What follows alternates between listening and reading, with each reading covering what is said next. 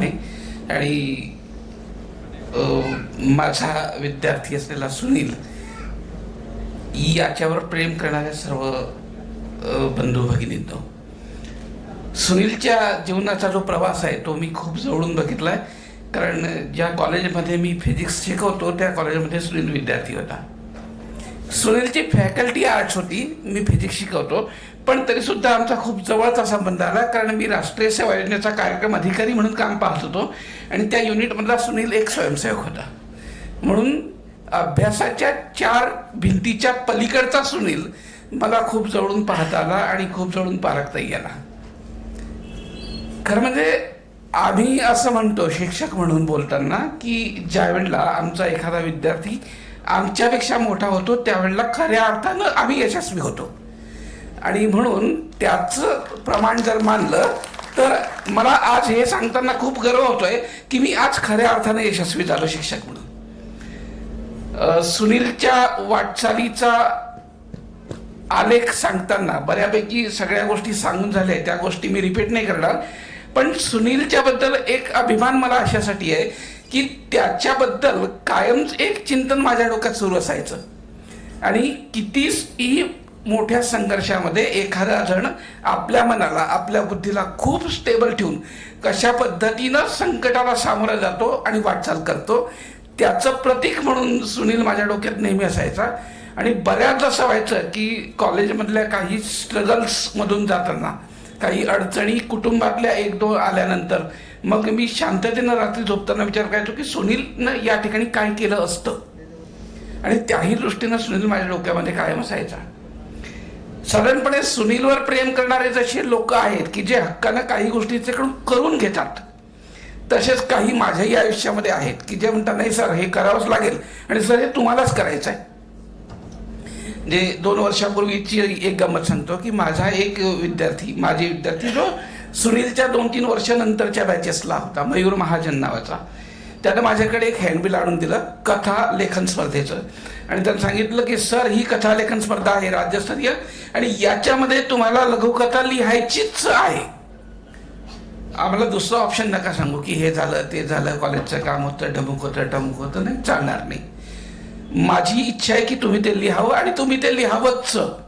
मग मी त्याला म्हटलं अरे कथा लेखन हा माझा प्रांत नाही, मी ललित लेखन करतो. आणि दुसरी गोष्ट मी सोशल बर्निंग इश्यूजवरती ॲक्शन रिसर्च प्रोजेक्ट कंडक्ट करतो. त्याच्यामुळे हा जो कथालेखनचा विषय हा काही माझ्या ह्याच्यात येत नाही. त्यानं सांगितलं सर मी तुम्हाला स्पष्टीकरण नाही मागत आहे, मी तुम्हाला सांगतोय की हे तुम्हाला लिहायचं आहे आणि नंतर 2-4-8 दिवसानंतर तुम्हाला मला हे सांगायचं आहे की मी कथा लिहिली आणि स्पर्धेसाठी दिली. माझ्यासमोर दुसरा ऑप्शन नव्हता, माझ्या डोक्यात सुनील होता. आणि म्हणून मग मी तो एक ध्रुवतारा नावाची कथा लिहिली ज्याच्यामध्ये सुनीलच्या आयुष्याचा सगळा संघर्ष आणि सगळं वर्णन लिहिलं. अर्थात या पुस्तका इतकं विस्तृत नाही आहे कारण ती एक लघुकथा होती, तिला 4 पानांची मर्यादा होती. आणि आयुष्यातल्या पहिल्या लिहिलेल्या कथेला मला राज्य पातळीवरच्या स्पर्धेचं पारितोषिक मिळालं कथा लेखनाचं. म्हणूनही सुनील माझ्या जीवनामध्ये एक अत्यंत महत्त्वाचा रोल सुनीलचा आहे. बऱ्याचदा त्याचा संघर्ष ज्या वेळेला आम्हाला माहिती नव्हता, एक विद्यार्थी म्हणून तो आमच्या समोर होता, पण एक्झॅक्ट कशा सिच्युएशनमधून जातोय ते आम्हाला काही वेळेला कळत नव्हतं. आणि म्हणून काही वेळेला आम्ही त्याला हे असं म्हणायचो घे चल रे जातं तुला काय जमणार नाही. आणि आज बोलता बोलता मी असं म्हणून टाकलं की आमच्या कॉलेजमध्ये टेकचंद नावाचं एक वडाचं झाड होतं, ज्या वडाच्या झाडाच्या सावलीमध्ये टेकचंद नावाचं एक छोटं रोप वाढत होतं. जर ते झाड तिथे नसतं तर आजचा सुनील धनगर तुम्हाला खूप वेगळ्या पद्धतीनं तुमच्यासमोर आलेला दिसला असता. कारण वडाच्या सावलीमध्ये दुसरी रोपं सहजासहजी वाढतच नाहीत. म्हणून सुनीलनं जे सांगितलं की हर्षलदादाकडे मी बघायचो, तो काय करतो ते बघायचं, आणि त्याची रिटायरमेंट झाल्यानंतर स्पर्धांमधून मग आम्ही त्या ठिकाणी जायला लागलो. जर हे टेकचंद नावाचं वादळ नसतं तर कदाचित खूप आधीच सुनील नावाचं वादळ ह्या सगळ्या विश्वामध्ये, साहित्याच्या विश्वामध्ये, लेखनाच्या विश्वामध्ये आपल्यासमोर आलं असतं. ठीक आहे, हा ज्याच्या त्याच्या प्रारब्धाचाही भाग असतो, हा काही आयुष्यातल्या योगायोगांचाही भाग असतो. कोणती गोष्ट केव्हा आपल्याला मिळणार आहे याचे काही निश्चित संकेत असतात, त्यानुसार त्या गोष्टी मिळत असतात. पण तरी सुद्धा एक खूप चांगल्या पद्धतीची सुरुवात सुनीलची होती. नो डाऊट तो तिच्यामध्ये किती वेळला धडपडला असेल, किती वेळला तुटून पडला असेल, किती वेळला त्यानं स्वतःला सांभाळत स्वतःला सावरत उभं केलं असेल, हे त्याला माहिती आहे, हे आपल्यालाही माहिती आहे. पण तो त्या अनुभवातून जात असतानाची अनुभूती आपल्या इमॅजिनेशनच्या खूप पलीकडे असते, हेही आपल्याला लक्षात घेतलं पाहिजे.